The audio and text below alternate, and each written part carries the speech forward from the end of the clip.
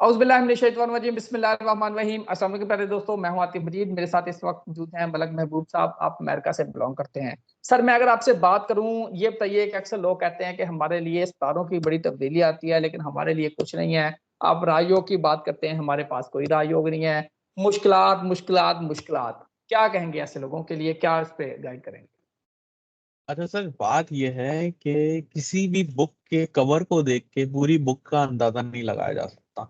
एक वो मिसाल है कि अगर आप बुक के टाइटल को पढ़ें या बुक के कवर को पढ़ें तो उससे ये नहीं पता चलता कि बुक कैसी है।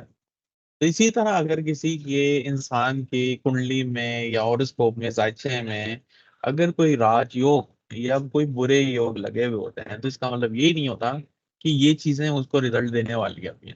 आपको उन चीजों को डेप्थ में जाके देखना पड़ता है। डेप्थ से मुराद ये है कि जैसे आप बोलते हैं गर्मी है, एग्जाम्पल दे रहा हूँ, लेकिन कुछ हालात में गर्मी एक बर्दाश्त के काबिल होती है, कुछ में बिल्कुल नॉर्मल होती है, कुछ में हद से ज्यादा होती है। लेकिन वो चीजों को चेक करने के लिए आपको थर्मामीटर चाहिए होता है।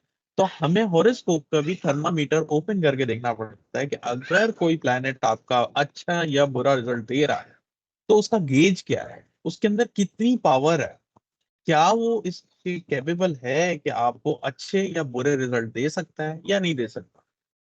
अगर उसके अंदर इतनी पावर है तो वो जरूर देगा, अगर नहीं है तो वो बस आएगा और चला जाएगा, आपको पता भी नहीं चलेगा कि इसने कुछ किया है मेरी जिंदगी में या नहीं किया। तो इसलिए इन चीजों को देखने के लिए एक गेज, जिसको अस्तक वर्गा कहा जाता है एस्ट्रोलॉजिकल, उससे देखा जाता है किसी भी प्लैनेट को जज करने के लिए कि क्या उसके अंदर अ, अच्छे रिजल्ट देने या बुरे रिजल्ट देने की ताकत है या नहीं है। आपने देखा होगा काफी लोग बोलते हैं जी ये इक्लिप्स आ रहा है, ये तबाही हो जाएगी, ये हो जाएगा, वो हो जाएगा, लेकिन कुछ भी नहीं होता, सब नॉर्मल चल रहा होता है। उसकी वजह ये होती है कि हर इंसान की जो हॉरोस्कोप जायचे में उस चीज की पावर देखी जाती है या उस चीज का एंगल देखा जाता है कि आया उस एंगल में या उस प्लेनेट में इतनी पावर है कि ये अच्छे या बुरे रिजल्ट दे सकता है, तभी उसके रिजल्ट आते हैं। तो अगर आप किसी भी एस्ट्रोलॉजर के पास जाते हैं तो वो पहले तो ऊपर से देख के बता देता है हाँ जी ये होने वाला है, लेकिन इन एक्चुअल वो कुछ नहीं होता। तो होता इसीलिए नहीं है, जैसे मैंने आपको बताया कि अस्तक वर्गा में उसकी पावर नहीं होती है।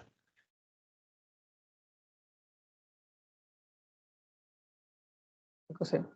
अच्छा, अक्सर सर ये कहा जाता है कि कंबस्ट हो गए हैं सितारे, सियारे कंबस्ट हैं, अब आप ये होगा, बड़ा मुश्किलात आ जाएंगी, इस पे भी जरा गाइड कीजिए। अच्छा, कम्बस्ट का मतलब कम्बस्ट होते ही क्यों? कोई भी प्लेनेट अगर वो सूरज के करीब चला जाए तो वो कम्बस्ट हो जाता है। कम्बस्ट का मतलब वो जल जाता है। अगर आप सूरज के जितना करीब जाएंगे ऑफकोर्स कोई भी चीज होगी वो जल जाएगी। तो इसी तरह अगर प्लेनेट सूरज के करीब जाते हैं नॉर्मली तो वो कम्बस्ट हो जाते हैं, उसके अंदर कोई ताकत नहीं रहती अपने अच्छे या बुरे रिजल्ट देने की।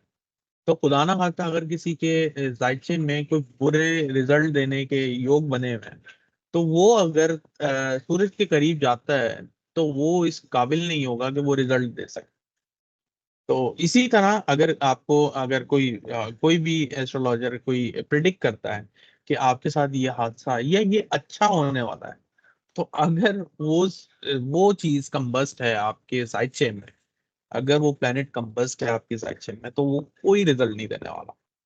तो हम अक्सर जबान में बोलते हैं कि कोई भी प्लेनेट कंबस्ट है तो वो इसका मतलब मस्त है, मतलब उसको कोई परवाह नहीं है अच्छे से बुरे से, वो बिल्कुल खामोश साइलेंट बैठा बस। बिल्कुल सही। खुद जायचा अगर बनाना हो या खुद लोगों ने जानना हो, क्या तरीका कार है? इसका तरीकेकार ये है, आप जाएं ऑनलाइन, बहुत सारी वेबसाइट बनी हुई हैं, आप जाके हॉरोस्कोप ऑनलाइन बना लें, कोई बड़ी बात नहीं है। और इसके मेरे ख्याल चार्जेस भी नहीं होते हैं, क्योंकि इजीली आप अपनी डेट ऑफ बर्थ डिटेल्स डालेंगे आपके सामने आपका जायचा आ जाए। प्रॉब्लम ये होती है कि आपको रीड करना आना चाहिए कौन सा प्लेनेट कंबस्ट है, कौन सा अच्छी स्ट्रेंथ में है, कौन सा एक्सॉल्टेड है, कौन सा डिप्लीटेड है। मतलब एक एग्जॉल्टेड का मतलब ये है कि वो अपने घर में होता है तो वो कंफर्टेबल होता है, अच्छे रिजल्ट देता है, इजीली देता है। और अगर डिप्लीटेड मतलब वो अपने दुश्मन के घर में है तो वो वहाँ अनकंफर्टेबल होगा, वहां पे अच्छे रिजल्ट नहीं देगा। तो लेकिन ऐसा नहीं है कि रिजल्ट अच्छे नहीं देगा, ये सारी चीजें मतलब एक दूसरे से कनेक्टेड होती हैं कि वो किस हिसाब से बुरे रिजल्ट देगा। अब एक इंसान की जिंदगी में 100 इवेंट हो रहे होते हैं, मामा, चाचा, बहन, भाई, तो हर एक के प्लानट से कॉम्बिनेशन चेक करने पड़ते हैं कि कौन से कॉम्बिनेशन में प्रॉब्लम है। तो ये एक तरह से इलेक्ट्रिकल सर्किट है, एक दूसरे से ज्वाइन है। जिस भी सर्किट में प्रॉब्लम होगा तो वो अगला कनेक्शन को डिस्टर्ब कर देगा।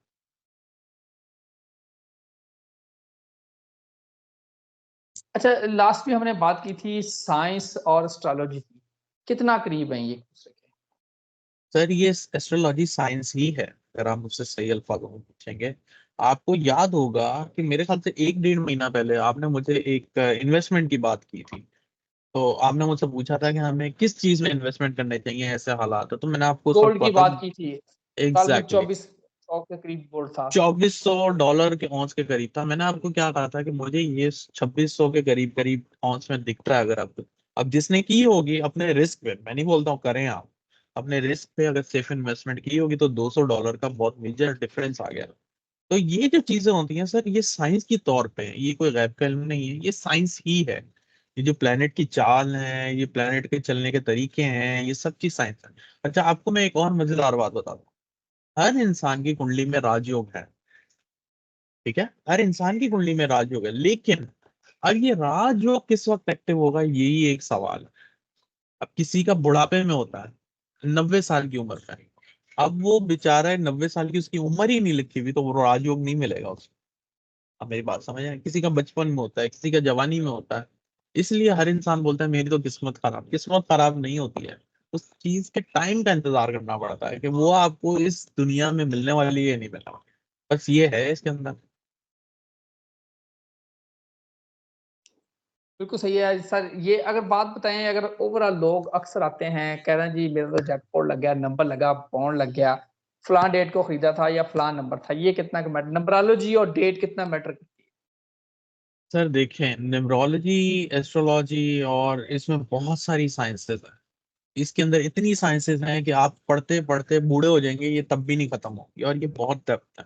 ठीक है, न्यूमरोलॉजी में होता ये है कि एस्ट्रोलॉजी अगर न्यूमरोलॉजी को सिग्निफाई कर रही होगी, या आपको एस्ट्रोलॉजिकली ऐसा लग रहा होगा कि इस बंदे की हॉरोस्कोप में कोई चांसेस हैं लॉटरी के या जैकपॉट लगने का, तो वो जरूरी नहीं है उस नंबर की वजह से लगे, वो इसलिए लगे हैं क्योंकि वो आपके जायचे में था।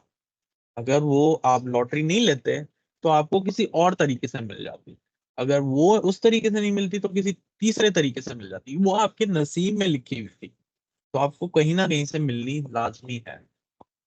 आप मेरी बात समझे, जरूरी नहीं है वो नंबर लेंगे तो आपको मिलेगा। अब वो इंसान ये सोच लेता है यार, ये जैसे 11 नंबर का मैंने बॉन्ड ले लिया, बस यही लगा है, हर दफा लूंगा लगेगा। होता है ऐसा, मैं मना नहीं कर रहा हूँ, लेकिन होता इसलिए क्योंकि वो आपके हॉरोस्कोप में लिखा होता है कि इस बंदे को लॉटरी मिलनी है।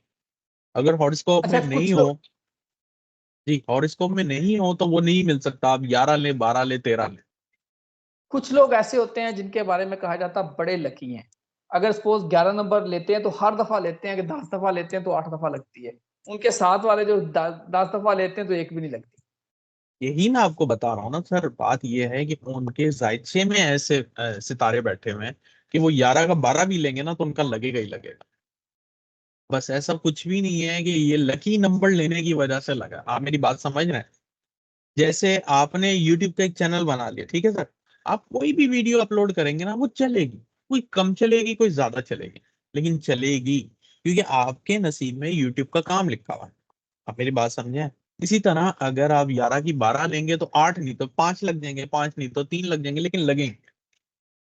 आप मेरी बात समझ गए होंगे कि मैं क्या बोलना चाह रहा हूँ। इसको अब आम लोगों ने आइडेंटिफाई करना है, किसी ने गाड़ी लेनी है, किसी ने बाइक लेना है, इन्वेस्टमेंट कारोबार में करनी है, किसी ने गोल्ड का लेना है, किसी ने प्लाटो में इन्वेस्टमेंट करनी है, किसी ने बिल्डिंग, किसी ने क्रॉकरी का करना है, मोबाइल जी फोन का बिल्कुल। करना है। जी जी सर, उसको अगर आम लैंग्वेज में अगर मैं आपको यहाँ समझाऊंगा और स्कोप से तो वो नहीं समझ में आएगा, इसको किसी एस्ट्रोलॉजर से ही आप पूछ सकते हैं जो वाकई इस काबिल हो कि जो जज कर पाए कि ये इस फील्ड में जाएगा तो ये सक्सेसफुल होगा। ठीक है, और हम लोग दुनिया में इसलिए अक्सर लोग फेल होते हैं क्योंकि हमें अपनी डेस्टिनेशन ही नहीं पता होती कि हमने जाना किधर है, हम बस निकल पड़ते हैं कि हम पहुंच जाएंगे। अब जाना पाकिस्तान आपने, पाकिस्तान जी में तो आम है, बच्चे जी, स्टडी करने जाते हैं, पता ही नहीं होता क्या करनी। यही मसला है सर, इसी वजह से जिंदगी खराब हो जाती है और फिर बोलते हैं एंड में किस्मत खराब। अब किस्मत को किसी ने आपको बताया ही नहीं कि आपके अंदर ये क्वालिटी है। फॉर एग्जाम्पल आपके अंदर बहुत अच्छी क्वालिटी है पढ़ाने की, एग्जाम्पल दे रहा हूँ, और आप निकल गए साइंसदान के काम में, तो आप तो नहीं कर पाएंगे ना सर। और फिर एंड में यही होगा, मैं तो भाई मेरी किस्मत खराब है। ये चीज़ है। एस्ट्रोलॉजी का जो हमारा काम है वो यही है कि वो हमें ये बता सके कि आप इस काम को अगर क्या पकड़ेंगे तो आप कामयाब हो जाएंगे, बस लास्ट इससे क्वेश्चन, ज्यादा नहीं। जी। लास्ट टाइम आपने कहा था गोल्ड में जाएं, अब क्या कहते हैं? मैं अभी भी गोल्ड में ही जाने को बोलूंगा, लेकिन अभी थोड़ा सा रुक जाएं। मुझे ऐसा लगता है कि गोल्ड में थोड़ा नीचे आए तब बाय करें। अभी ये बहुत ऊपर है, ये थोड़ी करेक्शन देगा 100-150 डॉलर की। उसके बाद आप इसको लॉन्ग टर्म के लिए रखें, शॉर्ट टर्म के लिए नहीं रखें। मैं फिर से बता रहा हूँ, आने वाले 1-2 महीने में काफी करेक्शन पॉसिबिलिटीज हैं, तब बाय करें इसको। Gold is a gold safe गिरेगा इन्वेस्टमेंट। डेढ़ जी माह में बिल्कुल। 1-1.5 माह में थोड़ा सा गिरेगा सर ये, और उसके बाद जाएगा? उसके बाद बिल्कुल ठीक है। नाजरीन, मलिक साहब की बातें आपने सुन ली।